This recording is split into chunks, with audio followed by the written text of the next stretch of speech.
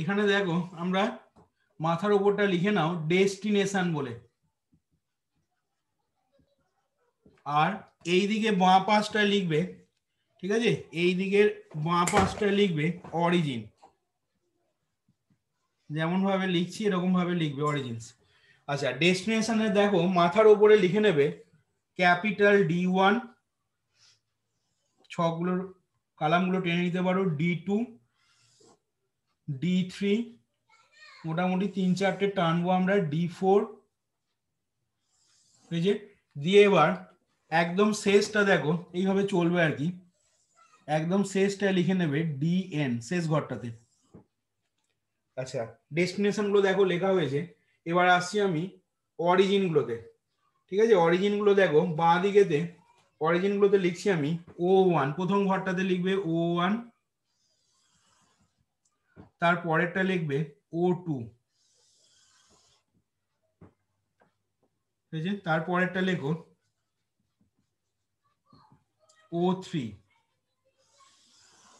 এরকম ভাবে দেখো চলবে। আমি আর এখানে O4 O5 আর আঁকছি না, ঠিক আছে। তোমরা একদম শেষটাতে এরকম ভাবে ছকগুলো টেনে নাও, দিয়ে একদম শেষটাতে দেখো আমি লিখে নিচ্ছি, এখানে শেষ ঘরটাতে লিখছি, কত লিখবো, M খানা অরিজিন রয়েছে দেখো, তাহলে একদম শেষটাতে লিখে নিচ্ছি OM, এখানে ডট ডট দিয়ে দেবে এরকম ভাবে। এইখানেও তোমরা ওপরটাতে ডট ডট দিয়ে দেবে এরকম ভাবে, চলবে আর কি, কন্টিনিউ হবে। আচ্ছা, এবার দেখো তাহলে এই পজিশনটা হবে দেখো C11, তারপরেরটা বুঝতেই পারছো C12, C13, C14, আর DN এর একদম ঘরটাতে লিখে নাও C1N। আর এইখানে দেখো এরকম পজিশনেতে লিখে নাও X11, এটা হয়ে যাবে X12, X13, তারপরেরটা লিখবে X14, X14, শেষটা লিখে নেবে X1N। আচ্ছা, এইখানে দেখো O2 আর এই D2 এখানেতে তোমার আসবে কত, O2 আর D2 এইখানে দেখো লিখে নেবে C, কত হবে 21, তারপরে লিখে নাও C22, তারপরের ঘরগুলোতে C22, C23, C24, আর এটা হয়ে যাবে দেখো C2N।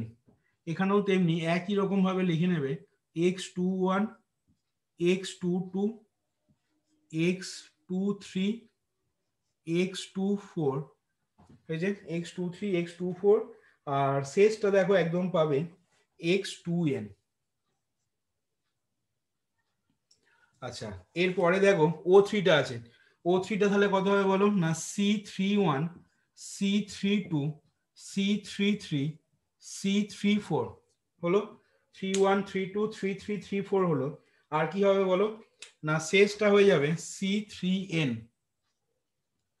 ঠিক একই রকম ভাবে দেখো এখানেও মাথাতে এরকম জায়গায় লিখে নেবে তাহলে X31, X32, X33, এটা হয়ে যাবে দেখো X34, আর এটাকে লিখে নেবে X3N।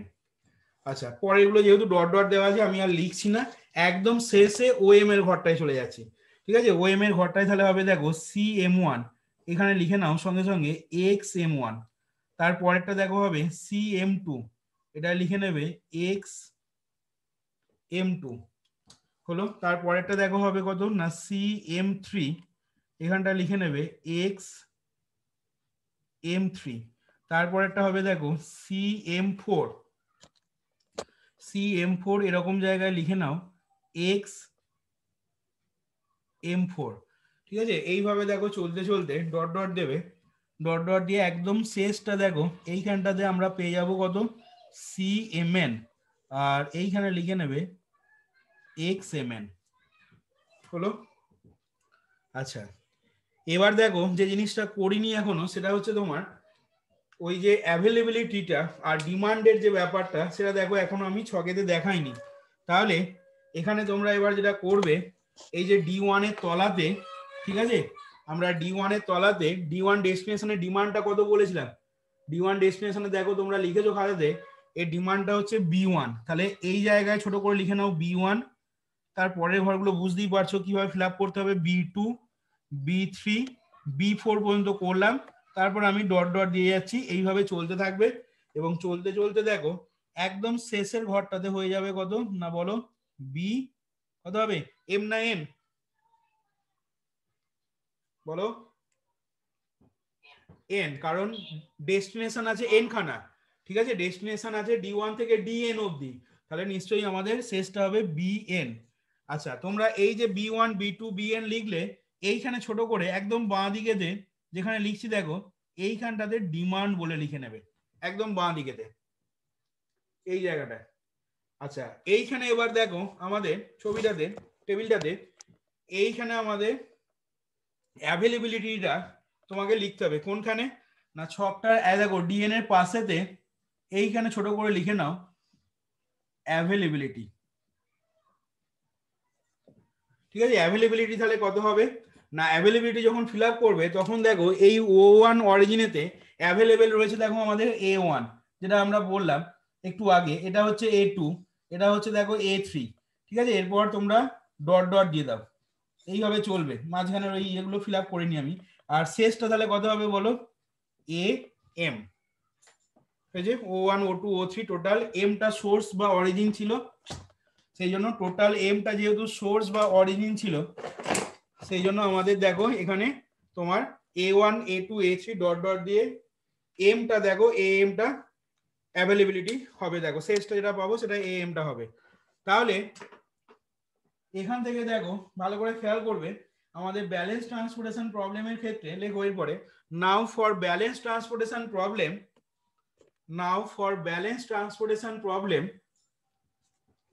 we have A1 plus A2 plus A3 plus dot dot দিয়ে লিখবে AM সমান, for the balance transportation problem we have A1 plus A2 plus A3 plus dot dot দিয়ে AM সমান B1 plus B2 plus dot dot দিয়ে লিখবে BN, B1 plus B2 plus B3 plus dot dot দিয়ে লিখছো BN। এবার লেখো for the above problem, for the above problem,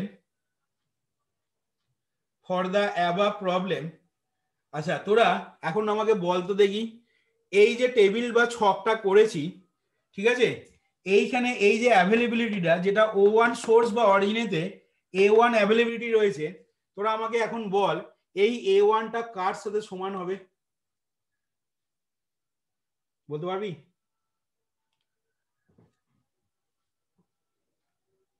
এই A1টা কার সাথে সমান হবে, O1 সোর্সেতে যে অ্যাভেলেবিলিটিটা রয়েছে সেই অ্যাভেলেবিলিটিটা কার সাথে সমান করব বা কার সাথে সমান হবে, করব মানে এখানে হবে আর কি সমান, অ্যাকচুয়ালি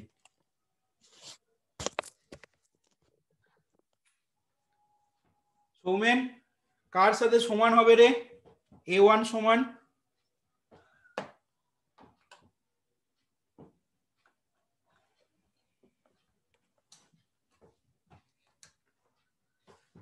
কে বলতে পারবে বলো? x11 plus x12 plus dot dot x1n। হ্যাঁ লেখো, এখানে লেখো ফর দিস প্রবলেম বা for the above problem, for the above problem দিয়ে লিখবে x11 plus x12 plus x13 plus x14 plus dot dot দিয়ে x1m সমান A1। আবার তলায় লিখবে, তলায় লেখো x21 plus x22 plus x23 plus x24 plus dot dot দিয়ে x2n সমান A2 হয়েছে। আবার তলায় লিখবে, ও তলাতেই লেখো x31 plus x32 plus x33 plus x34 plus dot dot দিয়ে x3n সমান A3। এবার পরপর দুটো লাইন ডট ডট দিয়ে দাও, দিয়ে লিখবে শেষটা লেখো xm1 plus xm2 plus xm3 plus xm4 plus xmn সমান am। এবার তোরা আমাকে বল কেন A1 এর সাথে x11 plus x12 plus x13 plus dot dot দিয়ে x1m সমান হলো, বা কেন সমান লিখলাম বল? এর অ্যান্সার কি হবে?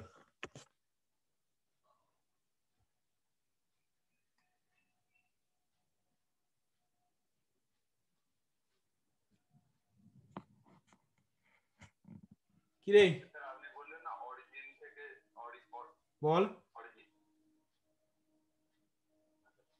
আপনি বললেন ওই অরিজিনে যতটা ইয়ে বেরোবে মানে যতটা সাপ্লাই করবে ওই ডিমান্ডও ততটাই থাকবে, এটা আমরা সমান ধরে নেবো, মানে ব্যালেন্স ইয়ে ধরে নেবো, বেশিরভাগ অঙ্ক এই জন্য সমান। আর কেউ? কেন x11 plus x12 plus dot dot দিয়ে x1m এর সাথে a1 সমান করলাম? এই ব্যালেন্সড টিপি হচ্ছে বলি এটা হচ্ছে, আর O1 থেকে D1 এ x11, O1 থেকে D2 তে x12 আর 1 থেকে Dn x1 মানে টোটাল যেটা যাচ্ছে সেই মানে 1 এ টোটাল যতটা আছে সেইটুকুই ও D1 D2 Dn এর মধ্যে পাঠাতে পারবে। হ্যাঁ, এইটা হচ্ছে আসল কথা, শেষে যে কথাটা বললি। এইখানে দেখ আর একটা সাধারণ উদাহরণ ব্যাগ বুঝে, তুই মনে কর তোর কাছে যে পরিমাণ বা কোনো ফ্যাক্টরিতে, সাপোজ উদাহরণ হিসাবে তোদের যদি বলি, কোনো ফ্যাক্টরিতে, ঠিক আছে, কোনো ফ্যাক্টরিতে মাসে এক মাসেতে টোটাল যে পরিমাণ দ্রব্য উৎপন্ন হবে, তুই কি করতে পারবি না, তুই সেই দ্রব্য থেকে এক মাসে টোটাল যে প্রোডাকশন তুই তৈরি করবি, ঠিক আছে, এক মাসে টোটাল ফ্যাক্টরিতে মানে যত পরিমাণ প্রোডাকশন তৈরি হবে সেই প্রোডাকশন গুলোই তুই কি করতে পারবি, ডিফারেন্ট ডেস্টিনেশনে তুই ট্রান্সপোর্ট করতে পারবি। কিন্তু বুঝে দেখ ভালো করে, কিন্তু কিন্তু যখনই তোর তুই ডেস্টিনেশনে কোনো একটা ডেস্টিনেশনে তুই ট্রান্সপোর্ট করতে গিয়ে দেখছিস যে সেই ডেস্টিনেশনের যে ডিমান্ডটা, সেই ডিমান্ড অনুযায়ী, অ্যাকর্ডিং টু দ্য ডিমান্ড, সেই ডিমান্ড অনুযায়ী তোর কিন্তু সেই পরিমাণ দ্রব্য ট্রান্সপোর্ট করার মতো মজুদ নেই তোর কাছে। ভালো করে দেখ কথাগুলো শুনে কি বলছি। তুই যে পরিমাণ দ্রব্য তুই ট্রান্সপোর্ট করতে চাইছিস কোন একটা ডেস্টিনেশনেতে, তুই দেখলি কি না সেই পরিমাণ দ্রব্য বা সেই পরিমাণ জিনিস তোর কাছে মজুদ নেই, তাহলে তুই সেখানে কখনোই তুই ট্রান্সপোর্ট করতে পারবি না, বা তার যে ডিমান্ডটা সেই ডিমান্ডটাকে তুই ফুলফিল করতে পারবি না। তার মানে কি, তার মানে তোর কাছে যে পরিমাণ জিনিস মজুদ থাকবে তুই ট্রান্সপোর্ট করতে পারবি ততক্ষণ অবধি যতক্ষণ অবধি তোর যা ডিমান্ড আছে সেই ডিমান্ডের থেকে তোর যে মানে তোর কাছে যে পরিমাণ দ্রব্য মজুদ রয়েছে সেই দ্রব্যের মজুদের সংখ্যা যতক্ষণ অবধি সমান থাকবে বা হবে ততক্ষণ পর্যন্ত তুই ট্রান্সপোর্ট করতে পারবি। তা এইখানেতে x11টা অ্যাকচুয়ালি কি ডিনোট করে বলে না, x11টা ডিনোট করে যে প্রথম অরিজিন থেকে প্রথম ডেস্টিনেশনে যে পরিমাণ দ্রব্য ট্রান্সফার করতে হবে, the amount of unit to be transferred from ith origin to jth destination, সেটাই হচ্ছে xij। তাহলে ফার্স্ট অরিজিন থেকে ফার্স্ট ডেস্টিনেশনে যে অ্যামাউন্টটা ট্রান্সফার করতে হবে, অ্যামাউন্ট অফ ইউনিটটা ট্রান্সফার করতে হবে, সেটাই হচ্ছে x11। একই রকম ভাবে ফার্স্ট অরিজিন থেকে সেকেন্ড ডেস্টিনেশনে যে পরিমাণ দ্রব্য তুই ট্রান্সফার করবি সেটা হচ্ছে x12। ভালো করে খেয়াল করবি, এখানে প্রত্যেকটা কিন্তু ফার্স্ট অরিজিন বলছি। আবার এটা কি না, ফার্স্ট অরিজিন থেকে থার্ড ডেস্টিনেশনে যে তুই যে পরিমাণ দ্রব্য ট্রান্সফার করবি সেটা হচ্ছে x13। একই রকম ভাবে বাকিগুলো তাই হচ্ছে।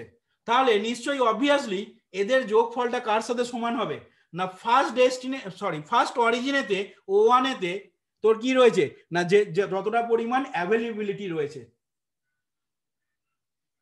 এদের যোগফলটা সেই অ্যাভেলেবিলিটি বা A1টার সাথে দেখ অবভিয়াসলি সমান হবে। তোর কাছে যদি মনে কর 150 কেজি বা 200 কেজি মনে কর চাল যদি থাকে, তাহলে তুই সেই 200 কেজি চাল প্রথম ডেস্টিনেশনে তুই পৌঁছাচ্ছিস মনে কর 20 কেজি ট্রান্সফার করছিস, পরের ডেস্টিনেশনে মনে কর সাপোজ 30 কেজি, তারপরেতে পাঠাচ্ছিস তুই 40 কেজি, তারপরেতে পাঠাচ্ছিস মনে কর 60 কেজি। তাহলে এই যে যোগফলগুলো, সেই যোগফলগুলো অবভিয়াসলি কার সাথে সমান হবে না, তোর যেটা মজুদ রয়েছে বা অ্যাভেলেবেল তোর কাছে যেটা রয়েছে সেই অ্যামাউন্টের সাথে, যেটা কি না যেটা হচ্ছে আমাদের A1টা দেয়। ঠিক একই রকম ভাবে এটার ক্ষেত্রে O2 মানে সেকেন্ড অরিজিন, যেটা সেকেন্ড অরিজিন থেকে ফার্স্ট ডেস্টিনেশনেতে কত পরিমাণ ট্রান্সফার করতে হবে x21, আবার সেকেন্ড অরিজিন থেকে সেকেন্ড ডেস্টিনেশনে x22 পরিমাণ দ্রব্য পাঠাতে হবে, ট্রান্সফার করতে হবে। একই রকম ভাবে সেকেন্ড অরিজিন থেকে থার্ড ডেস্টিনেশনে x23। তাহলে এই সমষ্টিগুলো ঠিক আছে, যে পরিমাণ দ্রব্যগুলো ট্রান্সফার করতে হবে কোথা থেকে না from second origin to different destination. Second origin থেকে ডিফারেন্ট ডেস্টিনেশনে যে পরিমাণ দ্রব্যগুলো তোকে ট্রান্সফার করতে হবে তাদের যোগফলটা কত না x21 plus x22 plus x23 plus dot dot দিয়ে x2n, এবং সেটা কার সাথে সমান হবে না সেকেন্ড অরিজিনেতে যে কমোডিটি বা যে পরিমাণ পণ্যটা আমাদের অ্যাভেলেবেল রয়েছে তার মানে সেটা হচ্ছে A2। ঠিক একই রকম ভাবে বাকিগুলোর ক্ষেত্রেও দেখ হয়েছে জিনিসটা। এবার এখন বল দেখি আমরা এই যে B1 ভালো করে বুঝে দেখ, B1টা কি না প্রথম ডেস্টিনেশনের ডিমান্ড হচ্ছে B1। একই রকম ভাবে সেকেন্ড থার্ড ফোর্থ এনের ডেস্টিনেশনের ডিমান্ড গুলো হচ্ছে B1 B2 B3 dot dot দিয়ে Bn। তোরা আমাকে এখন তাহলে বল B1টা এখানে কার সাথে সমান করতে পারবো?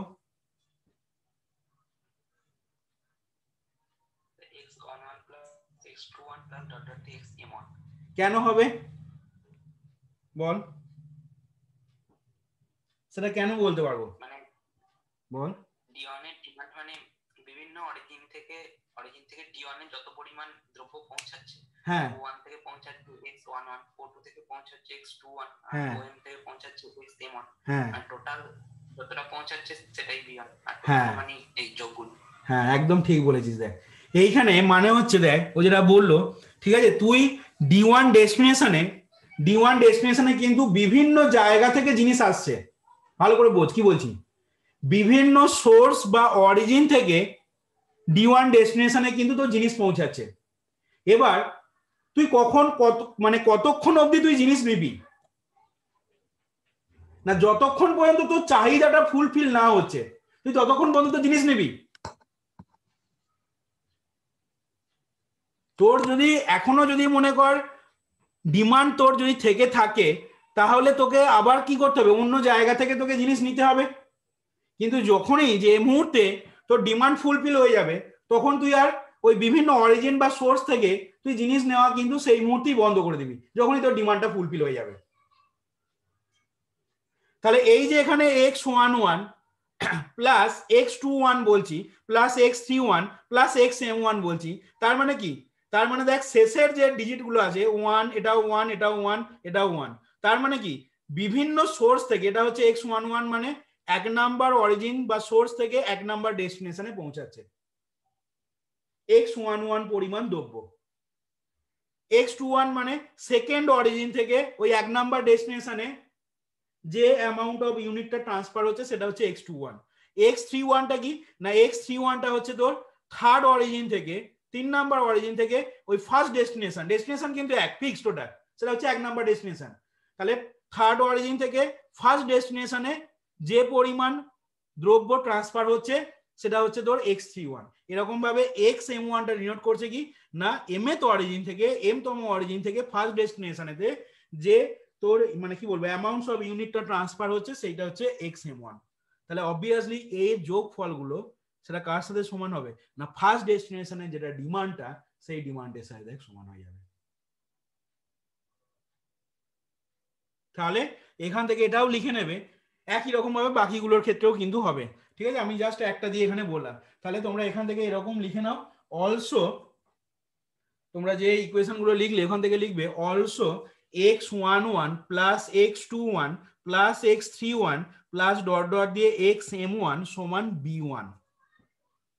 এর তলায় লিখবে x12 plus x22 plus x32 plus dot dot দিয়ে xm2 সমান হচ্ছে b2। আবার এর তলায় লিখবে x13 plus x23 plus x33 plus dot dot দিয়ে লিখবে xm3 সমান হচ্ছে b3। হয়েছে? আরেকবার লিখো x14 plus x24 plus x34 plus dot dot দিয়ে লিখবে xm4 প্লাস ডট ডট দিয়ে xm4 সমান হবে কত b4। এবার পরপর দুটো লাইন ডট ডট দিয়ে একদম শেষটা লিখে নাও। শেষটা মানে হচ্ছে x1m plus x2n plus x3n plus dot dot দিয়ে শেষটা হবে কত না শেষটা দেখো এখানে আছে x আমাদের xmn, ঠিক আছে, শেষটা একদম আছে দেখো xmn, x1n plus x2n plus x3n plus dot dot দিয়ে xmn সমান হয়ে যাবে কত না bn। এই জিনিসটা যখনই বুঝতে পেরে গেলি, এবার দেখ আমরা কোন একটা ট্রান্সপোর্টেশন প্রবলেমকে খুব সহজে এখান থেকে এলপিপি ফর্মে দেখ কিভাবে লিখে নিচ্ছি। তাহলে এবার লেখো প্যারাগ্রাফ চেঞ্জ করে, এবং এটাই বললাম পরীক্ষায় দেয় খুব ইম্পর্টেন্ট একটা শর্ট কোশ্চেন, যে কোনো একটা ট্রান্সপোর্টেশন প্রবলেমকে ম্যাথামেটিক্যালি এলপিপিতে কিভাবে আমরা পুট করব। তাহলে এখান থেকে তোমরা লিখে নাও thus a transportation problem can be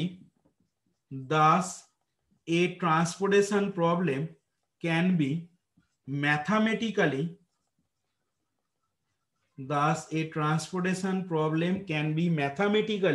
put as a linear programming problem, put as a LPP, এবং সেটা কিভাবে না as follows।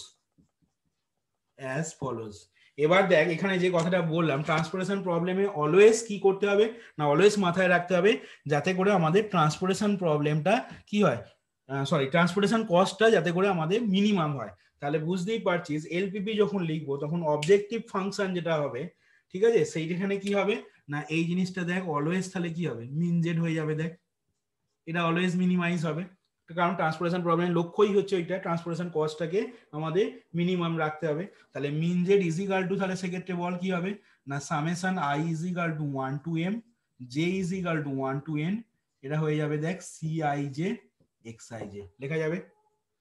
ট্রান্সপোর্টেশন কস্টটাকে দেখ লিখলাম এখানে, এটা হলো প্রথম এটা অবজেক্টিভ ফাংশনটা এলপিপি, ঠিক আছে। এবার আসছি সাবজেক্ট টু যখন লিখবো তার মানে এখানে বুঝতেই পারছিস কনস্ট্যান্ট গুলোকে নিয়ে আসতে হবে। তাহলে কি কনস্ট্যান্ট হবে বল না, কনস্ট্যান্ট একটু আগে দেখ লিখলাম, দেখ তো এটা লেখা যাবে কিনা, সামেশন কি লিখবো বল, summation j is equal to 1 to n xij, এই যে তার মানে বল দেখি এটা মানে কত লিখবো সেক্ষেত্রে,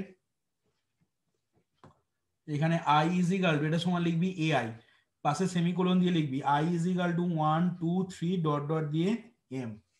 তার মানে এটা লিখছি মানে এটা কোনটা হলো বলতে পারবি, এই জিনিসটা লিখলাম মানে কোন জিনিসটা লেখা হলো বলতে পারবি,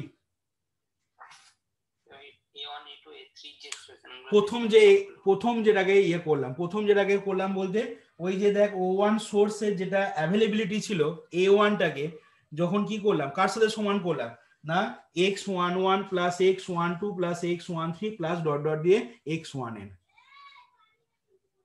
এবং যদি খেয়াল করে দেখিস ওইখানে যে ইকুয়েশন গুলো লিখেছি, ঠিক আছে, ওই ইকুয়েশন গুলো কি আমি সামেশন ইউজ করে দেখ এইভাবে লিখতে পারি কিনা দেখে নে। কি বললাম বুঝেছিস, ওইখানে দেখ প্রথম ধাপে যে ইকুয়েশন গুলো লিখলি ওই যে লিখলি দেখ therefore for the above problem দিয়ে কি লিখেছিলি না x11 plus x12 plus x13 plus dot dot দিয়ে x1n সমান a1, তারপরে দেখ লিখেছিলি x21 plus 22 plus 23 plus dot dot দিয়ে x2n সমান a2, আর শেষটা লিখেছিলি কি না xm1 plus xm2 plus xm3 plus dot dot দিয়ে xmn সমান দেখ am। এবার ওই যে ইকুয়েশন গুলো লিখেছিলি এই সামেশনটাকে দেখ যদি ভাঙা হয় তাহলে ওই জিনিসটাই কিন্তু আসবে আমাদের। তাহলে এইটা হয়ে গেল সাবজেক্ট টু, এটা পেয়ে গেলি একটা কনস্ট্যান্ট এন্ড আর একটা কনস্ট্যান্ট। এবার সেক্ষেত্রে সেকেন্ডটা যেটা লিখেছিলি দেখ সেকেন্ডটা মানে কোনটাকে বলতে চাইছি না x11 plus x21 plus x31 plus dot dot দিয়ে xm1 সমান b1, তারপরেরটা লিখেছিলি x12 plus x22 plus x32 plus dot dot দিয়ে xm2 সমান b2, এরকম ভাবে শেষটা কি লিখলি না x1n plus x2n plus x3n plus dot dot দিয়ে xmn সমান bn। তাহলে ওই জিনিসটা কি আমি সামেশন ইউজ করে কিভাবে লিখতে পারবো না, ওই জিনিসটা কি দেখ সামেশন ইউজ করে লেখা যাবে summation i is equal to 1 to m xij is equal two bj, যেখানে পাশে সেমিকোলন দিয়ে অবশ্যই কি লিখতে হবে না j is equal to 1 2 3 dot dot দিয়ে n। এবং এর সাথে আরেকটা জিনিসও লিখতে হবে যেটা হচ্ছে তোর এলপিপি, যেটাকে বলা হয় কি বলেছিলাম নন নেগেটিভিটি রেস্ট্রিকশন, এবং সেটা হচ্ছে কি না xi যেটা গ্রেটার ইকুয়াল টু 0, এটা কিন্তু কখনোই নেগেটিভ হতে পারবে না। এটা নেগেটিভ হতে পারবে না, কেন না অ্যামাউন্ট অফ ইউনিট বলছি, এক্সআই যেটা ডিনোট করছে অ্যামাউন্ট অফ ইউনিট, তাহলে -5 কেজি -10 কেজি এরকম তো জিনিস হয় না, সেই জন্য xi যেটা অলওয়েজ কি হবে না, xi যেটা অলওয়েজ গ্রেটার ইকুয়াল টু 0 কার জন্য হবে না for all ing, for all ing। তাহলে দেখ এই জিনিসটাতে ঠিক আছে আমরা খুব সহজে কি করতে পারলাম না, কোনো একটা ট্রান্সপোর্টেশন প্রবলেমকে আমরা ম্যাথামেটিক্যালি একটা এলপিপি ফর্মে দেখ পুট করে নিতে পারলাম, এবং সেটা করলাম দেখ এইভাবে। তাহলে এইখানে দেখ আমাদের এই জিনিসটা কোন একটা এলপিপি কে কিভাবে ম্যাথামেটিক্যালি এলপিপি ফর্মে পুট করলাম সেটা দেখ, এখানে ছকটা প্রথমে ছকটা করলাম, তারপরে ওখান থেকে দেখ আমরা এই জিনিসটা লিখতে পারলাম। দেখ বোঝা গেল কিনা, এবার দেখে নে, বা যদি কারো কোনো কোশ্চেন থাকে এখান থেকে বল এরপর।